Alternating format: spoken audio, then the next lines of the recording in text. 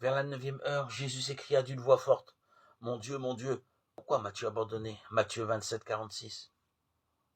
3 croix sont dressées à Golgotha, hors des remparts de la ville de Jérusalem. Là, 3 suppliciés vont mourir. Soudain, une obscurité oppressante, surprenante, en plein midi, s'abat sur le pays.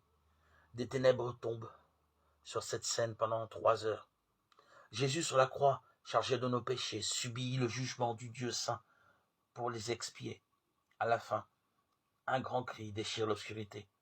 Mon Dieu, pourquoi m'as-tu abandonné » C'est le Fils bien-aimé de Dieu, celui qui avait toujours été en joie devant lui, qui prononce ces paroles. Ici, seul, abandonné par son Dieu. Il s'écrie pourtant, mon Dieu.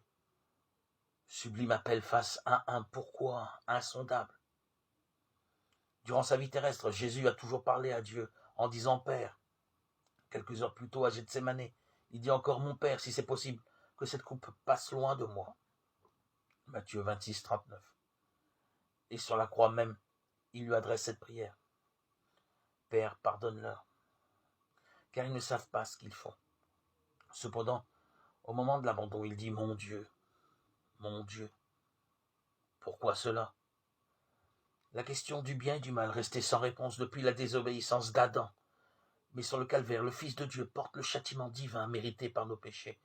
Les souffrances endurées durant sa vie n'effaçaient aucun péché. Lui, le compagnon de l'Éternel, devait être frappé par l'épée de la justice divine durant ces 3 heures ténébreuses. Zacharie 13, 7. L'intensité de ses souffrances est à la mesure de la grandeur de la grâce divine envers moi, pécheur. Quel prix immense a été payé par mon Sauveur pendant ces heures d'abandon.